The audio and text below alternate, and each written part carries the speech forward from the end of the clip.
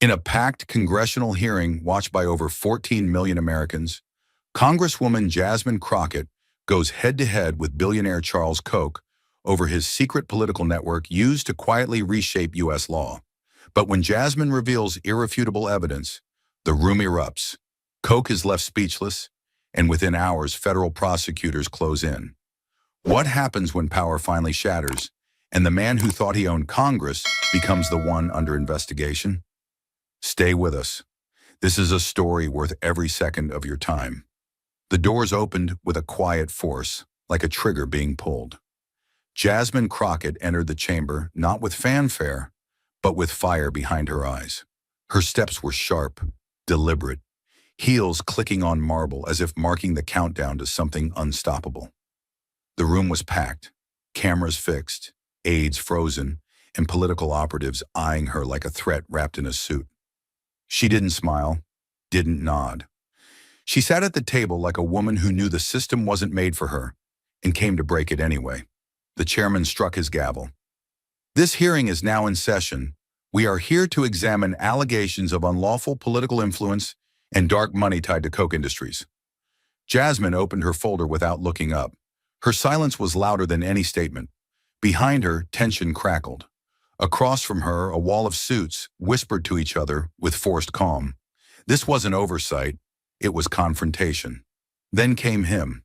The doors opened again, and Charles Koch entered like a storm in a tailored coat. Flanked by attorneys and shadowed by silence, he didn't glance at Jasmine. His cane tapped the floor like punctuation on a threat. He sat slowly, as if the room already belonged to him. A clerk approached with the oath card. "Sir, please raise your right hand." He stared at her like she was interrupting a board meeting. Then, with a half smile and voice like silk wrapped around contempt, he replied, "I answer to the Constitution, not to a political theater." Gasps rippled through the room. Cameras zoomed. Someone from the back muttered, "Did he just—" But Jasmine didn't move. She sat, straight-backed, watching him. And in that silence, the war began. The room had frozen after Koch's defiant oath. But Jasmine didn't rise to meet the insult. She didn't need to. Her reply wouldn't come from her mouth. It would come from the screen behind her. She raised the remote control with the kind of calm that made people nervous. No grand gestures, no showmanship, just precision. The screen flickered to life, illuminating the chamber in pale white light. Then it bled into complexity. Lines, loops, and clusters spreading outward like a virus under glass. No one spoke. The image was stark, mathematical, undeniable. A network so vast it looked more like a global intelligence operation than a domestic political structure. "This," Jasmine began, standing now, voice steady and clear, "is not a conspiracy, it's a structure." A series of circles lit up on the screen, each tagged with the name of a nonprofit, a think tank, a legal fund, or a voter outreach group. They didn't share logos. They didn't share staff, but they all shared one thing: a financial lifeline that traced back to Koch Industries, a silent hand moving pieces on a national chessboard. The chamber leaned in. "A web of 72 interconnected organizations," she continued, pointing with a laser at the tangled cluster in the center, each with a distinct mission: climate denial, tax suppression, anti-reform propaganda, but all fed by a common source. Lines connected circles like a criminal syndicate map. Some curved toward election super PACs. Others vanished into shell corporations registered in Delaware or Nevada, states notorious for corporate secrecy. Jasmine zoomed in on one node. This one funneled $18 million into state campaigns to block climate regulation, using funds routed through a nonprofit registered to a P.O. box in Delaware. She turned to the panel. A P.O. box, not a boardroom, not an office, not a single named employee, just a mailbox. And from that mailbox came the power to rewrite state law. Gasps whispered through the gallery. Journalists scribbled. A young intern from the back leaned forward in disbelief. Jasmine didn't stop. "We are not looking at policy influence," she said, letting the pointer drop to her side. "We are looking at policy laundering, a system designed not to persuade voters, but to bypass them entirely." The screen changed. New figures appeared. $14 million to kill progressive tax reforms in the Midwest. $22 million to crush prison reform in 4 states. A PAC in Georgia received $9 million in under 6 months, filed no public spending disclosures, then dissolved quietly just before midterms. These aren't coincidences, Jasmine said, her tone tightening. They are engineered obstructions, legal ghosts wearing the masks of public will. A silence fell over the chamber. Not awkward, but heavy, like gravity had shifted. She turned slowly, deliberately, to face the committee, and then to face Charles Koch. And who built this machine? Who operates the levers, writes the checks, erases the trail? She raised a hand and pointed, not for theatrics, but for truth. The man sitting right there. All heads turned. Koch didn't blink. He remained still, chin slightly lifted, but his knuckles had tightened just enough around the handle of his cane for Jasmine to see it. And that was enough. The numbers on the screen had settled, but the silence they left behind hadn't. It wasn't just quiet, it was held breath. Jasmine had laid out the network like a surgeon exposing a tumor, precise, irrefutable, and bleeding at the root. People weren't just listening, they were absorbing, reeling. For a few long seconds, even Charles Koch sat still, as if calculating the room's reaction. But men like him don't sit in silence for long. He didn't raise his voice. He didn't interrupt. He simply lifted his hand and began to tap 2 fingers, index and middle, against the polished mahogany desk in front of him. Tap, tap, tap. A rhythm designed not to draw attention, but to command it. He leaned forward, elbows resting lightly, as though this were just another quarterly earnings meeting. The smirk came next, subtle, practiced. The kind of smile built over decades of getting what you want without ever having to raise your voice. When he finally spoke, his tone was low but steady, sharp enough to cut without sounding like a threat. "That's called participation in democracy," he said, letting the word democracy linger just long enough to sound hollow. "You should try it sometime, with your own money." There it was, not just a deflection, but a dagger, delivered with the grace of a man who had long learned to insult without raising suspicion. The statement wasn't meant to debate policy. It was meant to diminish her, to remind everyone in the room, and perhaps Jasmine most of all, that he wasn't just wealthy, he was untouchable. That in his version of democracy, access was earned not by merit or truth, but by the weight of your wallet. Several heads turned. One senator coughed to mask discomfort. A reporter's pen froze mid-sentence. But Jasmine didn't flinch, not even a breath. Because the moment wasn't about responding to his tone. It was about exposing his premise. And as the tap of his fingers faded, her silence said what no soundbite ever could. She wasn't playing defense. She was loading the next round. Koch's words still hung in the air, smug and polished, like a gavel made of gold. But Jasmine didn't blink. She didn't argue. She clicked to the next slide, and this time the screen didn't show charts. It showed names. 3 email threads appeared on the screen behind Jasmine. Clean, corporate, clinical. Each bearing the weight of implication in font size 12. She took a breath, then stepped to the side, allowing the room to take them in. No voiceover, no flourish, just silence and sentences. Time-stamped proof of proximity between money and legislation. The names were not anonymous staffers or distant aides. They were sitting U.S. senators, powerful, visible, and until this moment, unexposed. Jasmine spoke with the slow clarity of someone who didn't need to dramatize the truth, because the truth had done that work already. "Let the record reflect," she said, her voice steady. "These aren't editorials. They're instructions." She moved her laser pointer to the first email, dated 3 weeks before a key emissions bill was introduced. Koch's senior legal counsel had since suggested edits directly to a senator's personal legislative aid. Not suggestions, rewrites. Replace mandatory carbon compliance with voluntary reduction incentives, the email read.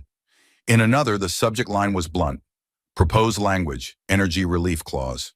Below it, a fully drafted paragraph, pre-formatted and ready for insertion into federal statute. Jasmine paused before she read the closing line aloud.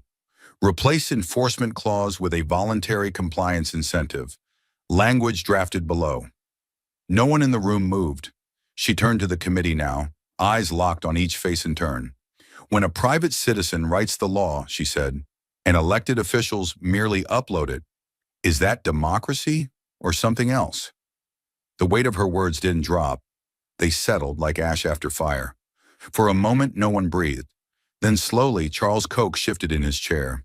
He wasn't flustered, but he wasn't still either. He adjusted his cufflinks, not out of habit, but with purpose, and leaned into the microphone with a voice so polished it felt pre-recorded.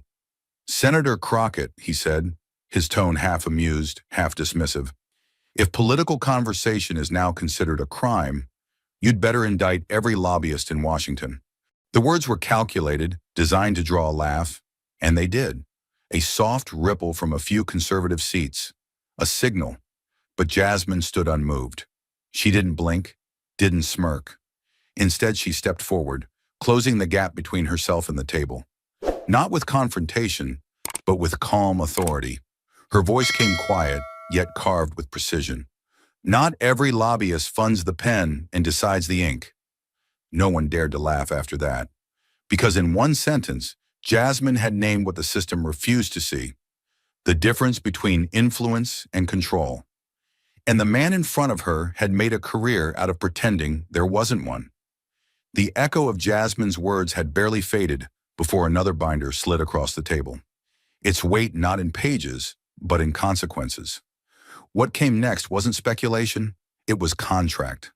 The document appeared not with drama, but with gravity.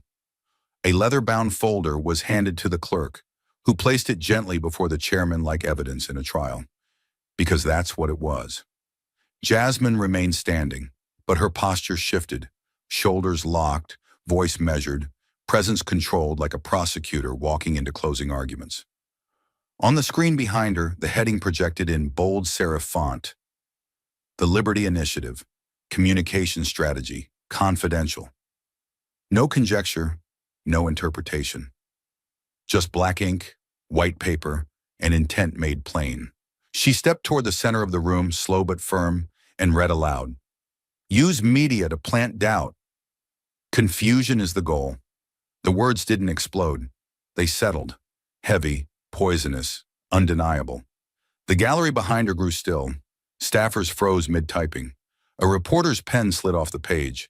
The room wasn't processing a revelation, it was processing confirmation.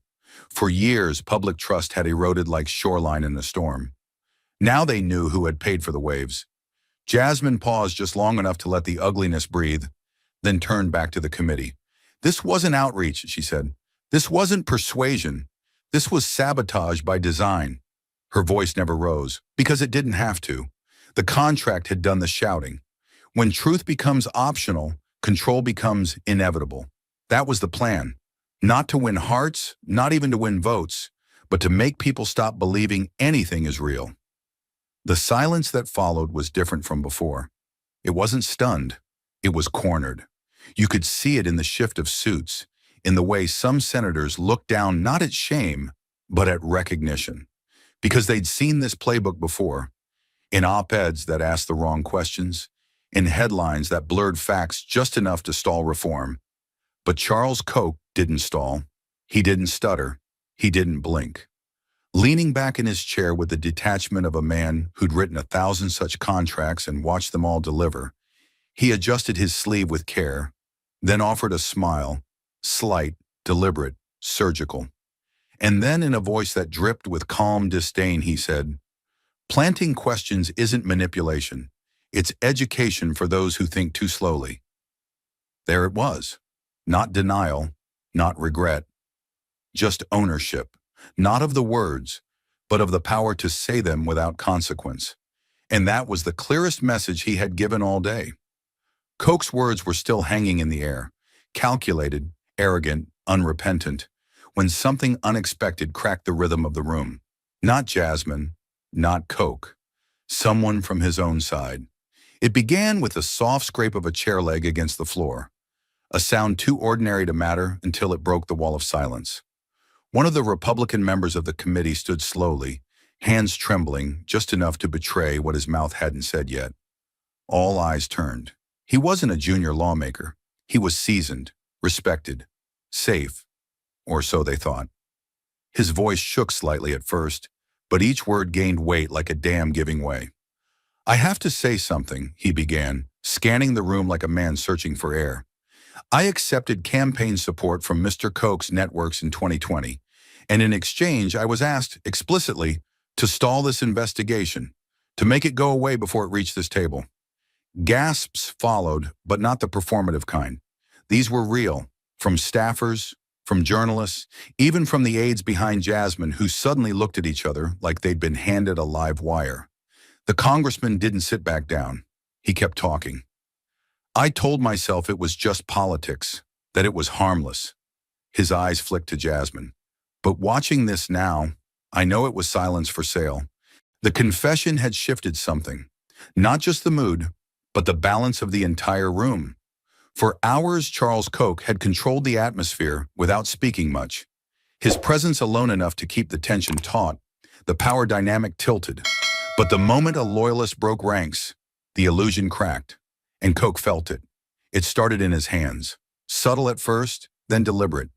His fingers curled into his palm with slow, mechanical intent, like a man crushing something invisible in his grip. The silence around him wasn't comforting anymore. It was threatening. The kind of silence that doesn't signal respect, but danger. His expression sharpened. The stillness in his eyes was gone, replaced by a blade-thin edge. When he finally leaned toward the microphone, it was like watching a wall of stone crack just enough to show the heat underneath. "Cowardice in public service is contagious. I've seen better spine in interns." The words cut through the air with bitter elegance. They weren't meant for the record. They were meant for everyone. To shame, to isolate, to remind the room that loyalty to men like him wasn't optional. It was currency, and someone had just defaulted. A few heads turned. One Republican lawmaker looked down at his notes, though his hand had stopped writing minutes ago. But Jasmine didn't shift, didn't blink. She simply turned, calm, steady, and utterly unshaken. She looked Koch directly in the eyes, the way someone looks at a monument they've studied long enough to see the cracks no one else dares mention. Her voice came low and unhurried, but it rang like truth etched in steel. "And I've seen fewer strings on puppets." The room didn't gasp. It didn't need to, because everyone knew, at that moment, the hearing had turned. No longer just a reckoning of numbers or contracts, but a reckoning of who owned whom, and who finally dared to say it. The chamber had just witnessed a fracture from within, but Jasmine wasn't finished breaking the silence. Her next witness wasn't a politician or a lawyer or a data analyst. She was something rarer in Washington, a victim with nothing left to lose. Aides opened the side door, and into the marble hearing room stepped a woman who did not look like she belonged, precisely because she did. Nora Jefferson wore no blazer, no pearls, no partisan badge. She wore a faded blue work shirt, sun-wrinkled skin, and decades of quiet strength. Her boots made no sound on the floor as she walked to the witness table, her hands clasped tightly in front of her as though holding back more than just nerves. Jasmine stood beside her, not as a politician now, but as a bridge. The room stilled as Nora adjusted the microphone, voice trembling just enough to remind everyone this wasn't rehearsed. "My name is Nora Jefferson. I live in Chambers County, Texas. Lived there my whole life. My land was my father's and his father's before him. It's where we raised cattle, harvested pecans, and buried our dead." Her voice cracked, but she kept going. 2 years ago, I was told a pipeline was coming. I wasn't asked, I was told. And when I pushed back, someone from a law firm came to my porch and offered me a number on a piece of paper. I didn't sign. The slide changed. A satellite image appeared. Her land, dissected by scarred lines of freshly disturbed earth. Jasmine clicked again, and legal paperwork filled the screen. "Koch Midstream Development, LLC," the top line read. The room watched in silence as Nora continued. Weeks later, trucks showed up. Bulldozers followed. I called every number they gave me. No one answered. I filed complaints.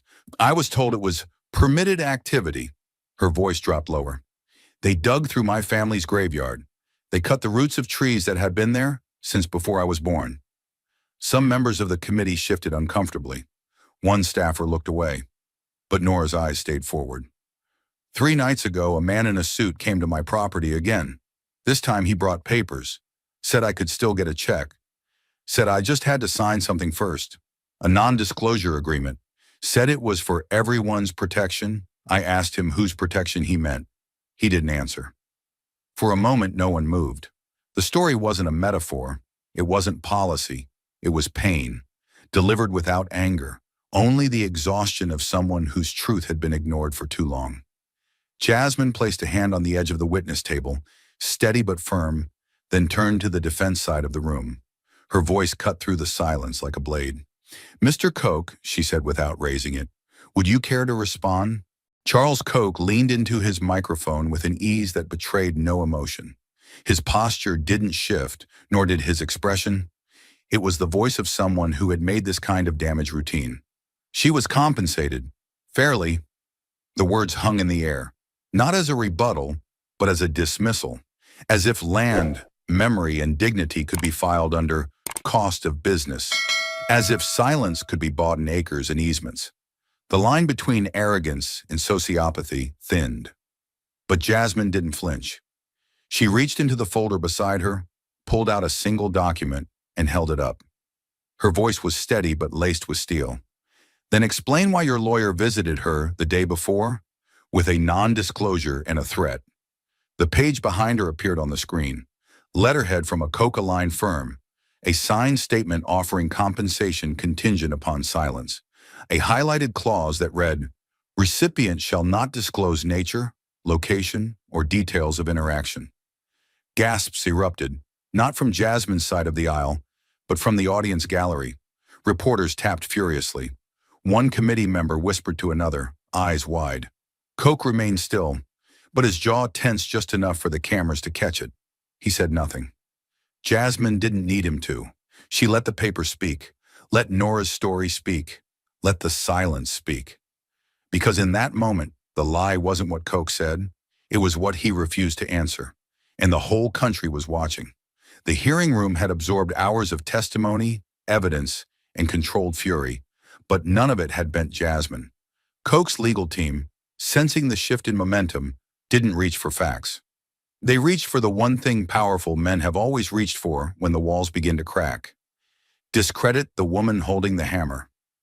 Without warning, the screen behind Jasmine flickered again. Not a document this time, but video. Grainy footage played on the monitors, clearly clipped from a town hall event held years earlier. Jasmine appeared at a podium in a small community center, surrounded by folding chairs and neighbors, not cameras. Her voice, passionate, unapologetic, rang out over the faint hum of poor audio. "Capitalism without conscience is just control," she said, "and I'm not here to protect power. I'm here to question it." Her words, taken from a broader speech on corporate tax avoidance and rural job losses, were now being weaponized without context, flattened into a soundbite. As the clip ended, there was a calculated pause, long enough to let the distortion settle. Then, with the same cool detachment used to introduce exhibits, a Koch attorney leaned into the mic. "For the record, this video speaks to Representative Crockett's pattern of anti-business rhetoric." The implication was clear. The facts she'd presented were no longer what mattered. Now she was on trial. A Republican congressman, well known for his ties to energy PACs, used the opening. "Mr. Chairman," he began, "I move that Representative Crockett be recused from further questioning. Her history of inflammatory rhetoric against American business disqualifies her objectivity in these proceedings." It was smooth, rehearsed, delivered without a hint of irony. The kind of move made not in pursuit of truth, but in defense of the structure that truth threatened to collapse. Jasmine sat in silence, the camera lingering on her profile. She didn't respond. Not yet, because she knew the room. She knew this tactic. When they couldn't disprove your facts, they went after your tone. When they couldn't refute your evidence, they questioned your character. Then Charles Koch leaned forward, not to argue, not to deny, but to label. His voice was calm, almost affable, like a man reading a verdict he wrote himself. "Even radicals get their stage in today's America." The smile that followed was faint, but intentional. He wasn't defending himself. He was defining her, and in doing so, trying to remind the room who still held the pen. but he'd forgotten who was still holding the mic. Jasmine stood, not abruptly, not emotionally, but with the grounded steadiness of someone who had walked through worse fires to get here. She didn't look at the man who moved to silence her. She didn't look at the video still frozen on screen. She looked directly at Koch, letting the silence between them become its own kind of confrontation. When she spoke, her words weren't loud, but they landed with the weight of everything she'd endured just to stand in that room. "You call it radical. I call it clean hands." The words cut through the air like a quiet verdict, not just for Koch, but for every person watching who knew what it meant to be vilified for speaking when silence would have been safer. She wasn't defending herself. She was reclaiming the truth, reclaiming the narrative, because in a chamber where power expected her to fold, she had brought something they hadn't planned for: conviction without a price tag. And for the first time all day, no one tried to interrupt her. The smear attempt had failed, and the room had begun to tilt back toward Jasmine, truth slowly reclaiming ground from spectacle. But what came next didn't just shift the momentum, it detonated it. Without a word, one of the House investigators rose from his seat behind Jasmine and leaned down, slipping a small black USB into her hand.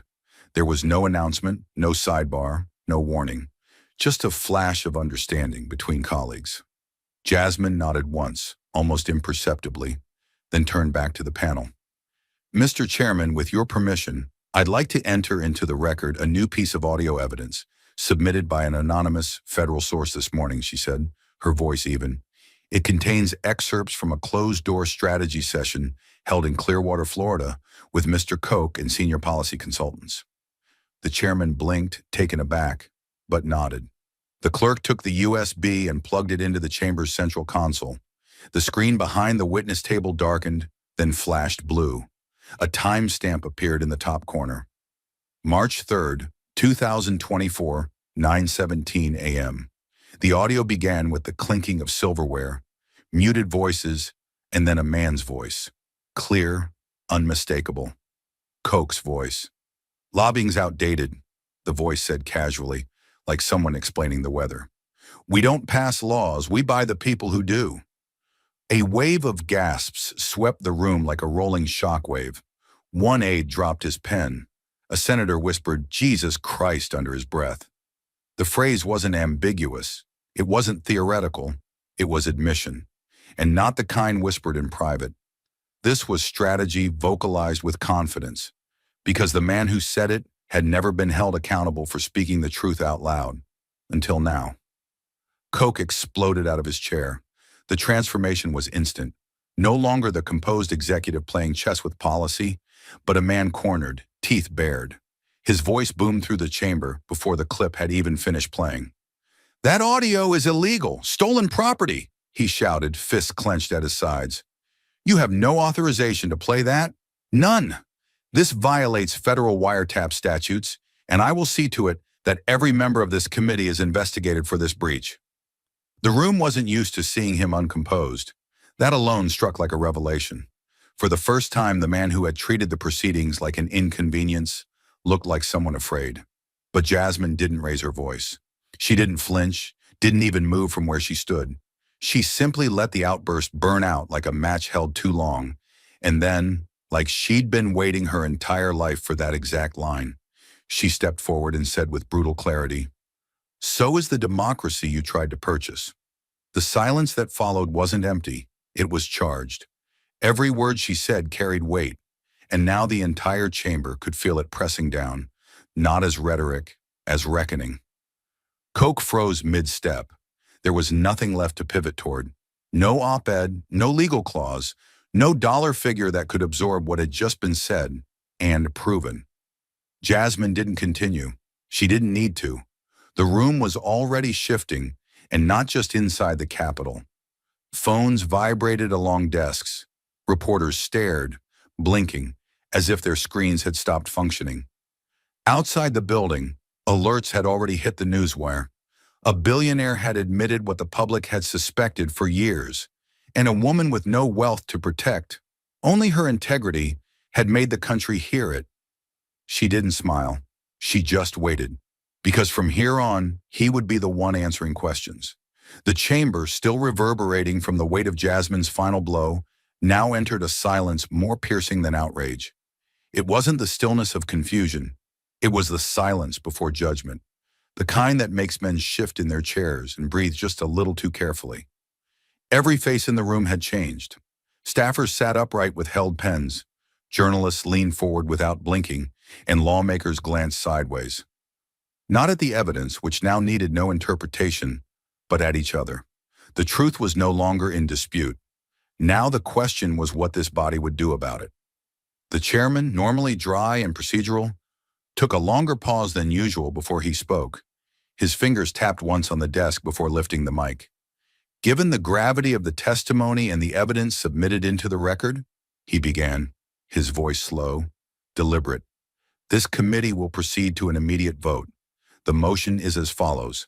Shall the findings of this hearing, including all submitted exhibits, testimony, and recordings, be formally transferred to the Department of Justice for potential criminal investigation into Koch Industries and affiliated entities? He didn't look at Jasmine. He didn't need to. He looked straight ahead as if trying to level the weight of law across the room. A ripple of movement followed. Small envelopes distributed, pens scribbling silently, hands folding paper like verdicts. The room's air felt denser with each passing second, not loud but loaded. Some lawmakers hesitated, glancing toward Koch, perhaps out of habit, perhaps out of fear. But Koch offered no signal. For once, he had no script left to hand them. He leaned forward instead, no longer draped in casual control but wrapped in something colder. Calculation, laced with fury just beneath the skin. When he finally spoke, it was with the sharpened tone of a man used to framing the moment before it framed him. You're not punishing crime. You're punishing power you fear. His voice was calm, too calm. A line not just meant to be heard, but remembered, as if one final brand on the room before history rewrote the hierarchy. There was no outburst, no denial, just a reframing, one last attempt to stand above the law by pretending it never applied to him in the first place. But Jasmine stood, not to defend herself, not to respond out of ego. She stood because silence, in the presence of that kind of audacity, was not an option. She had sat through hours of evasion, condescension, dismissal. She had been called radical, accused of bias, and now she was being told that what she had done wasn't courage, but fear. And she answered not with volume, but with precision, not with emotion, but with truth honed to a blade. If that power poisons the Republic, then yes, consider me its antidote. She didn't raise her voice. She didn't have to. The line cut clean through the room like steel through silk. Everyone heard it. Everyone felt it. And for a moment, even Koch, still clutching the edge of his carefully crafted persona, showed something else in his eyes. Not anger, not confidence, but the sharp, flickering glint of recognition. The chairman broke the silence. One nod to the clerk, one motion to tally the votes. The process was clinical, but no one could pretend it was routine. The envelope count moved from hand to hand like sacred evidence. The numbers were entered, double-checked. Time seemed to slow, then snap back into motion as the chairman leaned into his mic one final time. By a vote of 10-3, the motion passes. The matter will be referred to the Department of Justice for formal criminal investigation. No one clapped. No one cheered. It wasn't that kind of moment, because everyone in that room, friend, opponent, silent observer, understood what had just occurred. A line had been crossed, not by accident, but by design. And for once, the system didn't protect the man who built the shortcut. It moved to hold him accountable. Koch remained still, hands folded, face tight. No more comments, no more smirks. The performance was over.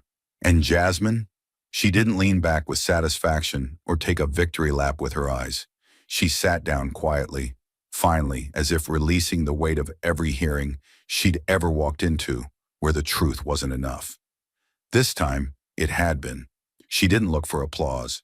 She looked straight ahead. Because this wasn't a win. It was a beginning.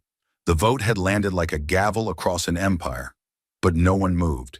Not yet. The room sat with the verdict. feeling its weight in the air like smoke after a fire.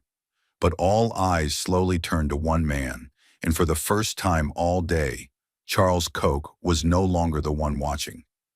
He was the one being watched. Charles Koch rose from his seat with the practiced precision of a man who had never left a room defeated. But this time, the mask had slipped. Just slightly. Just enough. His spine was still straight, his tailored suit still perfect. But there was something new in his expression. Not panic, not collapse, but the unmistakable flicker of true fury. His eyes, for hours impassive behind moneyed indifference, now burned with something more raw, contempt wrapped in disbelief. The empire he'd built on quiet deals and faceless influence had for the first time been dragged into the daylight and stripped of its myth. He reached for his cane, not because he needed it, but because it gave the illusion of control. Each step toward the exit was heavy with the awareness that this hearing, this room, this woman had pierced something he had thought untouchable. Aides moved to flank him, but he waved them off with a slight shake of his head. His pride wasn't in the evidence. It was in never reacting. And now even that was beginning to slip. At the threshold, just before crossing into the hallway beyond the cameras, he stopped. Slowly he turned back. Not to the committee, not to the audience, but to Jasmine. His voice, still calm, held the sharp edge of a man clinging to the illusion of control. "This isn't over," he said, words measured like a threat carved into marble. "Empires don't fall in a day." It was a sentence that carried the weight of decades. It wasn't just a farewell, it was a warning. A man who had purchased policy, sculpted law, and silenced opposition didn't believe in endings. He believed in delays, in leverage, in long games. His legacy had always been built not on victories, but on the quiet postponement of consequences. But Jasmine didn't move. She didn't rise to meet the moment. She didn't dignify his final turn with theatrical confrontation. Instead, she remained seated, facing forward, her gaze resting somewhere beyond him. On the work that still remained, on the system still gasping for accountability. And when she finally spoke, it was not to Charles Koch as a man, but to everything he represented. "They do when the foundation is rot." The sentence wasn't loud, but it landed like a tremor. Deep, steady, irreversible. It didn't need applause. It didn't ask for reaction, because it wasn't about winning an argument. It was about speaking a truth that could no longer be buried beneath money, titles, or time. Koch blinked once, the faintest twitch of his jaw betraying the impact, then turned and disappeared through the doors. This time, he exited to silence. The cameras followed him for a breath, then pivoted back to the witness table. But Jasmine wasn't done. She sat for a moment longer, letting the air settle, letting the moment breathe. Then slowly, deliberately, she stood. The room was still full, but somehow it felt smaller now, as though the absence of Koch had removed a pressure the room hadn't realized it was holding. Her eyes scanned the panel, the aides, the press gallery, but then she turned not to them, not even to the chairman, but directly to the lens of the nearest camera, to the millions watching, to the ones who had been told that wealth equaled truth and silence was wisdom. Her voice was low, steady, clear. "You can drown truth in money, but it floats. Every single time." The words were not for the record. They were not for Koch. They were for every young staffer sitting behind a railing, every voter who'd stopped believing anything in D.C. could still shock them, every whistleblower who'd never hit send. She wasn't just closing the hearing. She was opening something bigger, a reckoning that had already begun and would not end when the doors shut. In the pause that followed, no one dared move. It was not out of fear but reverence, not for her position, but for the clarity of what she had just done. She had pulled the curtain back on the oldest performance in American politics. That money was power, and power meant impunity. And she had done it without shouting, without posturing, with nothing more than facts, patience, and an unshakable sense of justice. Behind her, aides began packing up files. Reporters scrambled for last quotes. Security signaled to escort committee members out. But Jasmine stayed in place for just a moment longer, eyes still fixed on the lens. not in search of approval, but to bear witness. Then quietly, without flourish, she turned and walked away. She didn't leave the room victorious. She left it unchanged. But now, for the first time in decades, that room would never feel the same again. The moment the chairman read the vote aloud, something in the country shifted, not just in Washington, but in the air between people who had long since given up on expecting accountability. It wasn't a riot of celebration, and it wasn't disbelief either. It was stillness, heavy, electric, like the pause between thunder and the realization that the sky has cracked open. Outside the hearing room, reporters scrambled. Microphones were raised mid-sentence. Producers screamed in earpieces, "Cut to live! Cut now!" Within 60 seconds, the alert hit every screen in the country. Congress refers Koch for criminal investigation in landmark vote, 10-3. But it wasn't the vote that held America's breath. It was what came before. The moment they all heard Charles Koch's voice, clear as a confession, say, "We don't pass laws. We buy the people who do." That sentence burned through the media cycle like acid. It looped on every news channel, played in every airport, appeared in TikTok videos with subtitles and in reels layered over orchestral music. It didn't matter what your politics were. It didn't matter if you even knew who Koch was. You heard that sentence and for once, didn't wonder if the system was rigged. You knew, because the man who rigged it had said it out loud. Social media detonated. Within 30 minutes, Koch tapes trended in 24 countries. By noon, the top 5 global hashtags included clean hands, truth floats, and you be the people who do. But this wasn't just virality, it was velocity. People didn't just share, they remembered. They started pulling receipts. Archived tweets of lobbying records resurfaced. Screenshots of campaign contributions connected to Koch-backed PACS reappeared. Users cross-referenced state policies with corporate tax breaks. Reddit threads filled with timelines, side-by-side comparisons, and receipts. Jasmine's quote, "You can drown truth in money, but it floats every single time," was turned into posters, graffiti, digital illustrations, and protest banners within hours. At a community college in Minnesota, a government teacher played the final moments of the hearing for his class. A 16-year-old girl in the back of the room raised her hand and said, "So, she won?"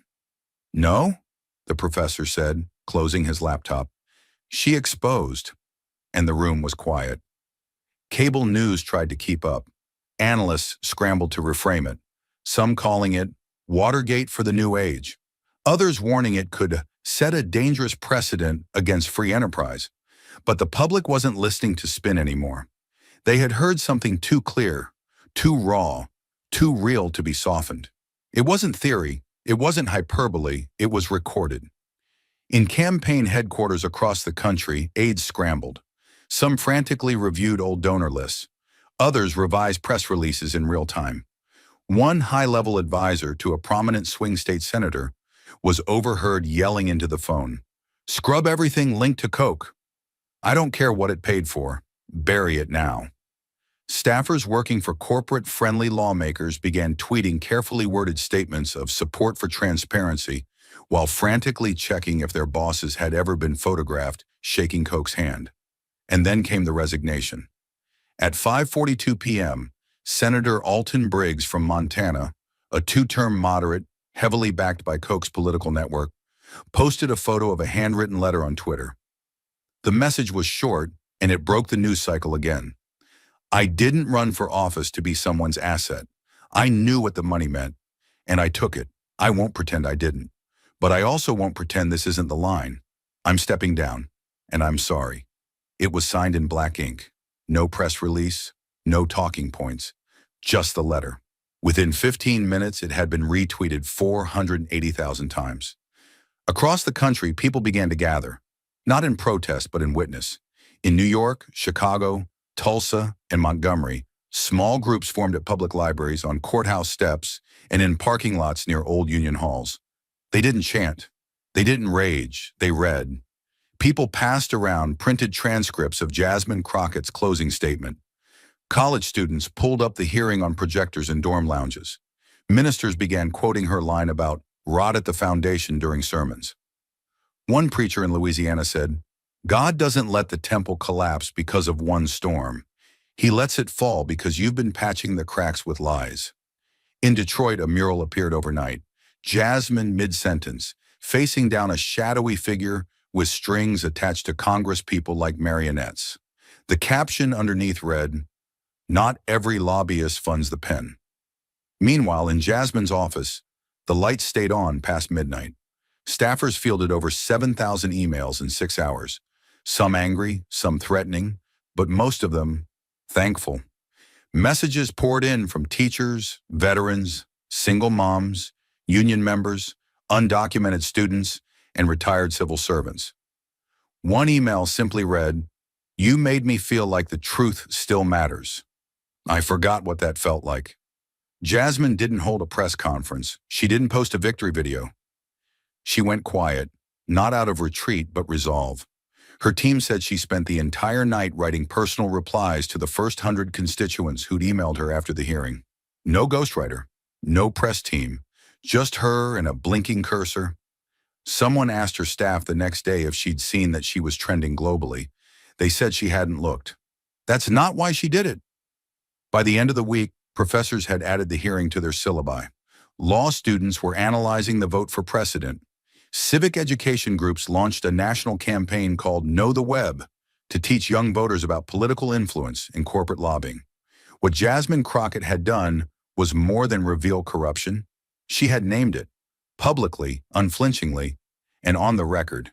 She didn't just speak truth to power, she made power flinch. And in a democracy that had grown numb to money, that kind of clarity was more than rare. It was revolutionary. It didn't take 24 hours. The backlash came faster than anyone had expected. It was as though someone had pressed a panic button inside the machinery of American power, and every system, legal, political, and psychological, lurched into motion. Charles Koch may have walked out of the hearing visibly diminished, but his empire wasn't built for surrender. It was built for retaliation. The first counterstrike wasn't legal, it was narrative. By sunrise the next morning, a coordinated stream of op-eds flooded conservative media outlets. Jasmine Crockett was labeled reckless, radical, emotionally unstable, and, most damning of all to the traditionalist eye, a threat to congressional decorum. Syndicated columnists accused her of exploiting her identity for political spectacle. Others mocked her calm defiance as calculated aggression. On primetime cable news, grainy footage of her 2021 speech in Texas, where she criticized unchecked capitalism, was spliced next to video of shuttered small businesses and struggling veterans. The message was overt. She doesn't hate corruption, she hates America. Then came the second wave, digital disinformation, precise and overwhelming. Hundreds of bot accounts tweeted false claims that Jasmine had accepted money from the very corporations she condemned. Edited videos appeared, using AI to mimic her voice, spouting lines she never said. One viral clip showed her laughing during the hearing, a laugh that never happened. It was deepfake sleight of hand, but to the untrained eye, it was enough. Hashtags like Warren Crockett hypocrite, Nas clean hands Mayas, and fake justice began trending within hours.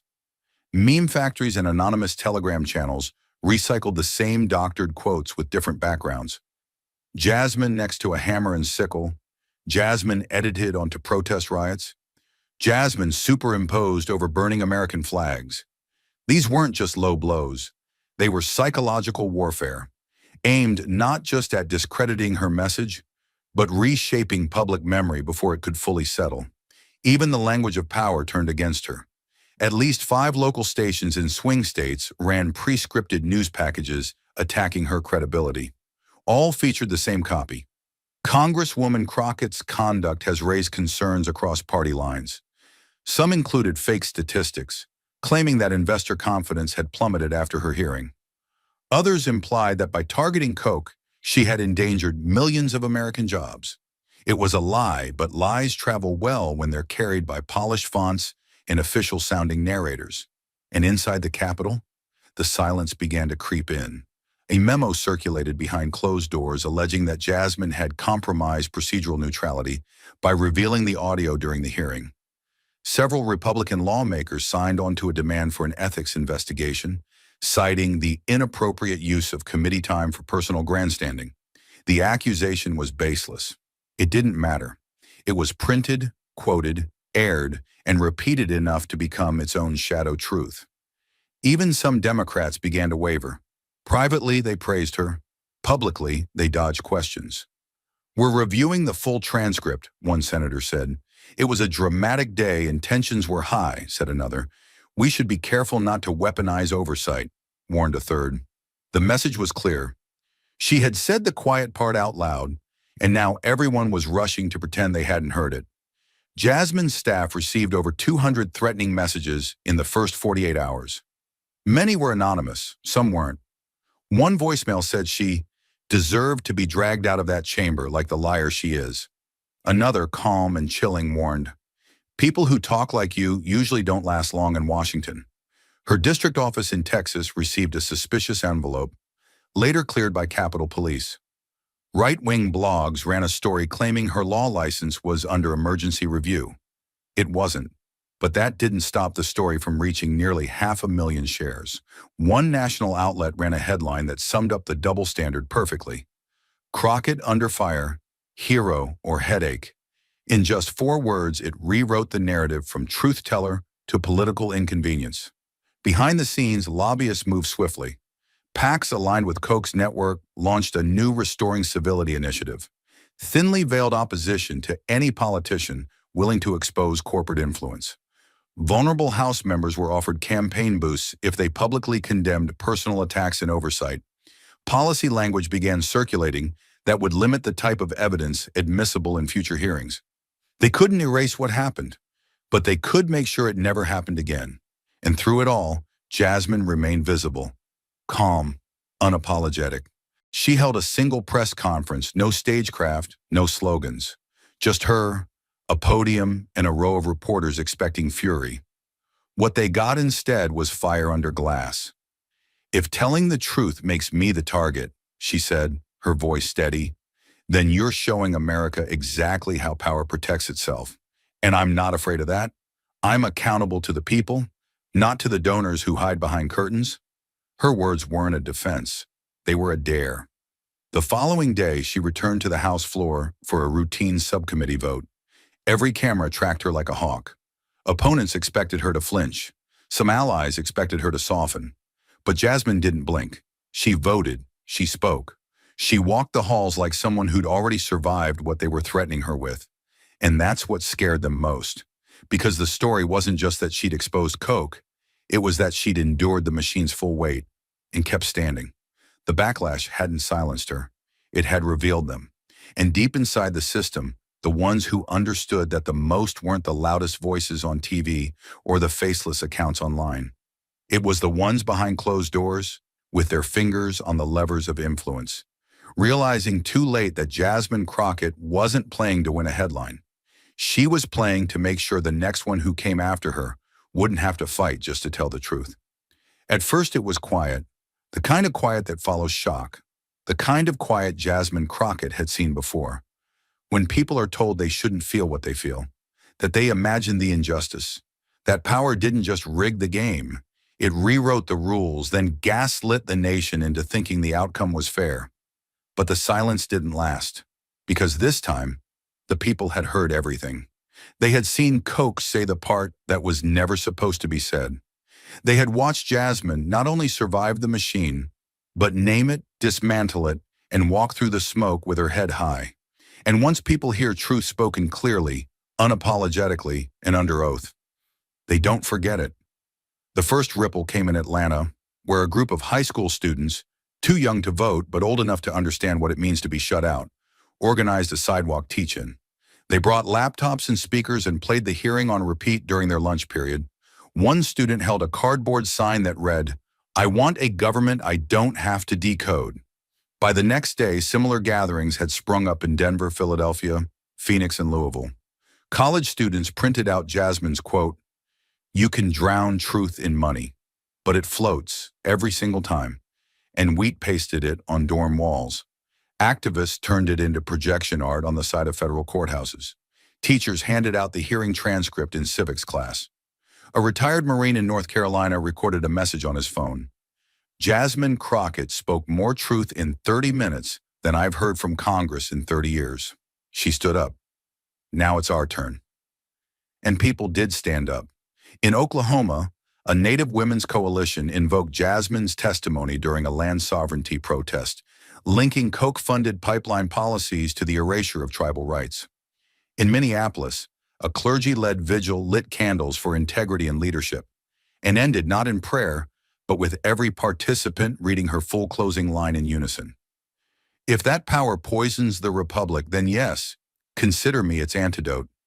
It wasn't just about Koch anymore. It was about all of it. The bought silence, the distorted truths, the disconnection so many Americans had come to accept as unchangeable. Jasmine had made the invisible visible, and now people couldn't unsee it. In Mississippi, a black farming cooperative published a full-page open letter in their local paper. It read, "For decades, people like us have watched people like Koch build power by making sure voices like ours stayed out of the room. Jasmine Crockett brought us back in." Donations flooded into local grassroots organizations, voting access groups, media literacy projects, anti-corruption watchdogs. But not just in blue states. In Nebraska, a group of veterans organized a truth march and invited everyone, Democrat, Republican, Independent. One of the organizers said, "This isn't left or right. This is about whether we let billionaires own the rules." On TikTok, the movement took on a new language. Young creators spliced Jasmine's responses with imagery from films, anime, and real-life protests. One video, set to swelling orchestral music, juxtaposed her quote, "Not every lobbyist funds the pen and decides the ink," with images of landmark civil rights moments. In under 48 hours, it hit 12 million views. Then came the letters. In the evening, Jasmine's office received over 50,000 in a week. Handwritten notes, postcards, long confessions typed in courier font from people who had never written to a lawmaker before. One was from a coal worker in West Virginia. "I don't agree with all your politics, but you said what needed saying. That takes guts. And maybe if more of y'all had guts, we'd trust this damn place again." Another came from a 13-year-old girl in San Bernardino. "My teacher showed us what you said. I never thought someone like me could talk like that and not get silenced. Now I want to be in Congress one day too." The momentum became movement. By the second week, organizers from across the country launched an independent initiative, the Clean Hands Coalition, named for Jasmine's now iconic line. Their mission was simple: support public servants who prioritize people over profit and call out those who don't. Within days, they had over 200 local chapters and a digital toolkit downloaded 70,000 times. Their slogan? "Truth floats. We rise with it." Jasmine never asked for this. She had expected the backlash, but she had never expected the awakening. When a reporter finally asked her if she thought she had started a movement, she replied simply, "No, I just said what we've all been thinking." The movement started the moment people realized they're not crazy for seeing what's always been there. The machine tried to discredit her, but the people answered. The machine tried to isolate her, but the people echoed her words louder than any ad campaign could. The machine tried to bury her truth, but it forgot. Truth floats. And this time, it didn't just float. It carried millions with it. The crowds didn't stay forever. The hashtags faded, as they always do. The cameras packed up. The halls of Congress fell quiet again. But beneath the noise, something deeper remained. Something Jasmine never intended to ignite, but now carried with her. Not just a movement, a lesson. You don't walk through fire and come out the same, not even when you win. Jasmine knew this. She didn't leave that hearing room feeling triumphant. She left it heavier, because behind every question she asked, every piece of evidence she revealed, there had been a risk that no one would care, that it would vanish like so many truths before it. But they did care, and now, after the votes, the backlash, the national wave of support, came the hardest part: living in the space between justice and its absence. The first thing she learned was this: you can survive the system and still be scarred by it. Weeks after the hearing, she sat alone in her office late at night, sorting through letters by hand. Most of them were hopeful, but some were hateful, surgical in their cruelty. One in particular ended with the words, "Your truth doesn't change how the world works." She stared at that line, not in fear, but in recognition, because it was the echo of something she had always known deep down. Truth doesn't fix injustice. It forces you to choose what you'll do in its light. The lesson wasn't that the system is corrupt. That wasn't news. The lesson was how fast the system fights back when it's forced to look in the mirror. She learned that when you speak clearly, they don't argue facts. They attack your motives, your tone, your skin, your gender. They'll pretend you're angry when you're calm, radical when you're rational, dangerous when you're simply clear. Jasmine hadn't yelled. She hadn't cursed. She had asked for accountability, and that had been treated like a revolution. But the deeper truth, the one that settled into her bones, was this: power doesn't fear exposure. It fears resilience. You can call out corruption. You can even prove it. But unless you endure the smear, the silence, the slow turning of former allies, the truth dies on the floor where you spoke it. Jasmine had seen it happen to others: activists, whistleblowers, colleagues who raised the alarm and were left standing alone. She had promised herself she would not flinch when it came for her, and she hadn't. But it cost her. It cost her sleep. It cost her safety. It cost her the comfort of being liked in rooms that once applauded her poise. One colleague even pulled her aside and said, "You're right, but you're radioactive now. Be careful." Jasmine didn't answer him, because how do you explain that the risk of silence had grown louder than the risk of speaking? She learned something else too, something slower, more sacred. Truth alone doesn't change people, but courage makes them look. In the weeks after the hearing, she began to meet people who said her words had cracked something open in them. A firefighter in Ohio who'd stopped voting 10 years ago. A teacher in Kentucky who now opened every civics class with her closing statement. A father in Detroit who said his daughter memorized Jasmine's lines like poetry. And none of them asked her for policy. They didn't want promises. They wanted permission to believe again. That was the lesson. That even if justice isn't instant, dignity is. That even when the system bends away from you, your spine doesn't have to. Jasmine realized she hadn't just called out a billionaire. She'd given ordinary people a map out of the fog. She had proven that you don't need to raise your voice to shake a room. You just need to say what others are afraid to say and refuse to apologize when they try to shame you for it. The lesson had been learned, etched not just into the history books, but into the hearts of a nation waiting for someone to say what they'd always known. But Jasmine understood that truth without action is just memory, and she wasn't here to be remembered. She was here to move the ground beneath them. So she stood again, this time not in a hearing room, not behind closed doors, but in front of a crowd that stretched beyond the steps of Capitol Hill. The sun hit her face, but her voice was the sharper light. "They wanted this to be the end," she began, her tone calm but cutting. "But I'm not interested in symbolism. I'm interested in consequence." She scanned the sea of faces: veterans, teachers, nurses, students, truck drivers, parents who'd stopped believing change was possible. And then she said it: "Don't wait for heroes. Become unignorable." This was no campaign speech. It was an ultimatum. Jasmine didn't ask for applause. She asked for pressure. If you've ever felt small in the face of power, now is your moment to reclaim that space. Show up. Vote like your voice is a weapon, because it is. Organize like democracy depends on your kitchen table, because it does. And speak even when your voice shakes, especially then. She pointed not to herself, but to the Capitol behind her. That building doesn't belong to billionaires. It belongs to you. And they're counting on you for getting that. The crowd didn't erupt. They locked in, because they knew this wasn't theater. This was a countdown. Jasmine's final words echoed off the marble columns and into the veins of every person listening. "We don't need permission to hold power accountable. We just need each other. So let's start." And the air didn't just shift, it charged. Thank you for watching until this moment and for standing with us on this journey for justice. Your support means everything. Like, subscribe, and turn on notifications so you never miss what's next.